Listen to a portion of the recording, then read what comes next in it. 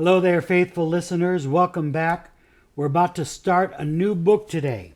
It's The Voyage of the Dawn Treader by C.S. Lewis, the third book in the Chronicles of Narnia. I'm Pastor Dan from Riverside Assembly. If you're one of our Riverside kids, I miss you and I can't wait to see you again. If you're a visitor or if you're a teen or an adult, welcome. We're glad that you could be with us today.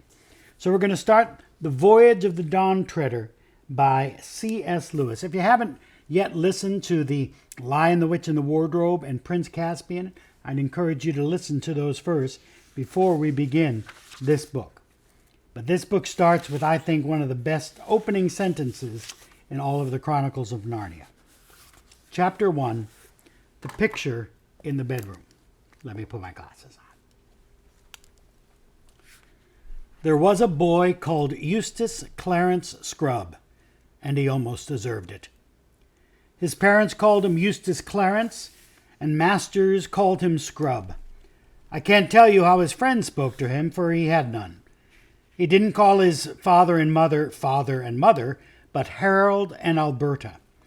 They were very up-to-date and advanced people. They were vegetarians, non-smokers, and teetotalers, and wore a special kind of underclothes. In their house, there was very little furniture and very few clothes on the beds, and the windows were always open. Eustace Clarence liked animals, especially beetles, if they were dead and pinned on a card. He liked books if they were books of information and had pictures of grain elevators or of fat foreign children doing exercises in modern schools. Eustace Clarence disliked his cousins, the four Pevensies, Peter, Susan, Edmund, and Lucy. But he was quite glad when he heard that Edmund and Lucy were coming to stay. For deep down inside him, he liked bossing and bullying, and though he was a puny little person who couldn't have stood up even to Lucy, let alone Edmund, in a fight, he knew that there were dozens of ways to give people a bad time if you are in your own home and they are only visitors. Edmund and Lucy did not at all want to come and stay with Uncle Harold and Aunt Alberta, but it really couldn't be helped. Father had got a job lecturing in America for 16 weeks that summer, and Mother was going with him because she hadn't had a real holiday for 10 years. Peter was working very hard for an exam, and he was to spend the holidays being coached by old Professor Kirk, in whose house these four children had had a wonderful adventure long ago in the war years. If he had still been in that house, he would have had them all over to stay, but he had somehow become poor since the old days and was living in a small cottage with only one bedroom to spare. It would have cost too much money to take the other three all to America, so just Susan had gone. Grown-ups thought her the pretty one of the family, and she was no good at schoolwork, though otherwise very old for her age. And Mother said she would get far more out of a trip to America than the youngsters. Edmund and Lucy tried not to grudge Susan her luck, but it was dreadful having to spend the summer holidays at their aunt's. "But it's far worse for me," said Edmund, "because you'll at least have a room of your own, and I shall have to share a bedroom with that record stinker Eustace." The story begins on an afternoon when Edmund and Lucy were stealing a few precious minutes alone together. And of course, they were talking about Narnia, which was the name of their own private and secret country. Most of us, I suppose, have a secret country, but for most of us, it's only an imaginary country. Edmund and Lucy were luckier than other people in that respect. Their secret country was real. They had already visited it twice, not in a game or a dream, but in reality. They had got there, of course, by magic, which is the only way of getting to Narnia. And a promise, or very nearly a promise, had been made them in Narnia itself that they would someday get back. You can imagine that they talked about it a good deal when they got the chance. They were in Lucy's room, sitting on the edge of her bed and looking at a picture on the opposite wall. It was the only picture in the house that they liked. Aunt Alberta didn't like it at all, and that was why she put it in the little back room upstairs. But she couldn't get rid of it because it had been a wedding present from someone she did not want to offend. It was a picture of a ship sailing nearly straight toward you. Her prow was gilded, and shaped like the head of a dragon with a wide-open mouth. She had only one mast and one large square sail, which was a rich purple. The sides of the ship, what you could see of them, where the gilded wings of the dragon ended, were green. She had just run up to the top of one glorious blue wave, and the nearer slope of that wave came down toward you with streaks and bubbles on it. She was obviously running fast before a gay wind listing over a little on her port side. By the way, if you're going to read this story at all, and if you don't know already, you'd better get it into your head that the left side of a ship, when you're looking ahead, is port, and the right side is starboard. All the sunlight fell on her from that side, and the water on that side was full of greens and purples. On the other, it was a darker blue from the shadow of the ship. "The question is," said Edmund, "whether it doesn't make things worse looking at a Narnian ship when you can't get there." "Even looking is better than nothing," said Lucy, "and she is such a very Narnian ship." "Still playing your old game," said Eustace Clarence, who had been listening outside the door and now came in grinning into the room. Last year, when he had been staying with the Pevensies, he had managed to hear them talking of Narnia, and he loved teasing them about it. He thought, of course, that they were making it all up, and as he was far too stupid to make anything up himself, he did not approve of that. "You're not wanted here," said Edmund. "I'm trying to think of a limerick," said Eustace. "Something like this. Some kids who played games about Narnia gradually got balmier and balmier." "Well, Narnia and balmier don't rhyme to begin with," said Lucy. "It's an assonance," said Eustace. "Don't ask him what an assethingabubby is," said Edmund. "He's only longing to be asked. Say nothing and perhaps he'll go away." Most boys on a reception like this would either have cleared out or flared up. Eustace did neither. He just hung about grinning and presently began talking again. "Do you like that picture?" he asked.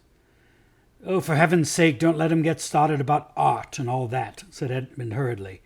But Lucy, who was very truthful, had already said, "Yes, I do. I like it very much." "It's a rotten picture," said Eustace. "Well, you won't see it if you step outside," said Edmund. Why do you like it?" said Eustace to Lucy. "Well, for one thing, I like it because the ship looks as if it were really moving, and the water looks as if it were really wet, and the waves look as if they were really going up and down." Of course, Eustace knew lots of answers to this, but he didn't say anything. The reason was that at that very moment he looked at the waves and saw that they did look very much indeed as if they were going up and down. He had only once been in a ship, and then only as far as the Isle of Wight, and had been horribly seasick. The look of waves in this picture made him feel sick again. He turned rather green and looked and tried another look, and then all three children were staring with open mouths. What they were seeing may be hard to believe when you read it in print, but it was almost as hard to believe when you saw it happening. The things in the picture were moving. It did not look at all like a cinema either. The colors were too real and clean and out of door for that. Down went the prow of the ship into the wave, and up went a great shock of spray, and then up went the wave behind her, and her stern and her deck became visible for the first time, and then disappeared as the next wave came to meet her, and her bows went up again. At the same moment, an exercise book which had been lying beside Edmund on the bed flapped, rose, and sailed through the air to the wall behind him, and Lucy felt all her hair whipping round her face as it does on a windy day. And this was a windy day, but the wind was blowing out of the picture toward them. And suddenly, with the wind came the noises, the swishing of waves and the slap of water against the ship's sides, and the creaking and the overall high, steady roar of air and water. But it was the smell, the wild, briny smell, which really convinced Lucy that she was not dreaming. "Stop it!" came Eustace's voice, squeaky with fright and bad temper. "It's some silly trick you two are playing. Stop it! I'll tell Alberta. Ow!" The other two were much more concerned the other two were much more accustomed to adventures. But just exactly as Eustace Clarence said ow, they both said ow too. The reason was that a great cold salt splash had broken right out of the frame, and they were breathless from the smack of it, besides being wet through. "I'll smash the rotten thing!" cried Eustace. And then several things happened at the same time. Eustace rushed toward the picture. Edmund, who knew something about magic, sprang after him, warning him to look out and not be a fool. Lucy grabbed him from the other side and was dragged forward, and by this time either they had grown much smaller or the picture had grown bigger. Eustace jumped to try to pull it off the wall and found himself standing on the frame. In front of him was not glass, but real sea, the wind and the waves rushing up to the frame as they might to a rock. He lost his head and clutched at the other two who had jumped up beside him. There was a second of struggling and shouting, and just as they thought they had got their balance, a great blue roller surged up round them and swept them off their feet and drew them down into the sea. Eustace's despairing cry suddenly ended as the water got into his mouth. Lucy thanked her stars that she had worked hard at her swimming last summer term. It is true that she would have got on much better if she had used a slower stroke, and also that the water felt a great deal colder than it had looked while it was only a picture. Still, she kept her head and kicked her shoes off, as everyone ought to who falls into deep water in their clothes. She even kept her mouth shut and her eyes open. They were still quite near the ship. She saw its green side towering high above them, and people looking at her from the deck.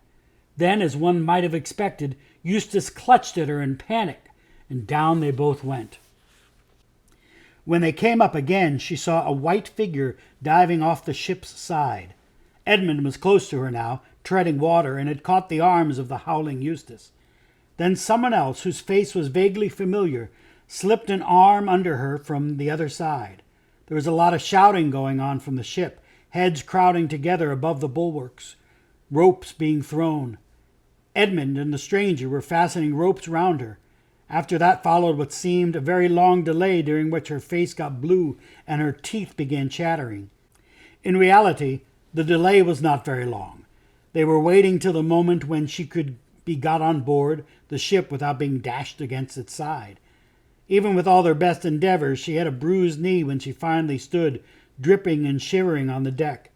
After her, Edmund was heaved up, and then the miserable Eustace. Last of all came the stranger, a golden-haired boy some years older than herself. Caspian, gasped Lucy, as soon as she had breath enough. For Caspian it was. Caspian, the boy king of Narnia, whom they had helped to set on the throne during their last visit. Immediately Edmund recognized him too. All three shook hands and clapped one another on the back with great delight. "But who is your friend?" said Caspian almost at once, turning to Eustace with his cheerful smile. But Eustace was crying, much harder than any boy of his age has a right to cry when nothing worse than a wetting has happened to him, and would only yell out, Let me go back, I don't like it." "Let you go," said Caspian. "But where?" Eustace rushed to the ship's side, as if he expected to see the picture frame hanging above the sea and perhaps a glimpse of Lucy's bedroom. What he saw was blue waves flecked with foam, and paler blue sky, both spreading without a break to the horizon. Perhaps we can hardly blame him if his heart sank. He was promptly sick. "Hey, Ranulph," said Caspian to one of the sailors. "Bring spiced wine for their majesties. You'll need something to warm you after that dip." He called Edmund and Lucy their majesties, because they and Peter and Susan had been kings and queens of Narnia long before this time. Narnian time flows different from ours. If you spent 100 years in Narnia, you would still come back to our world at the very same hour of the very same day of which you left. And then, if you went back to Narnia after spending a week here, you might find that 1,000 Narnian years had passed, or only a day, or no time at all. You never know till you get there.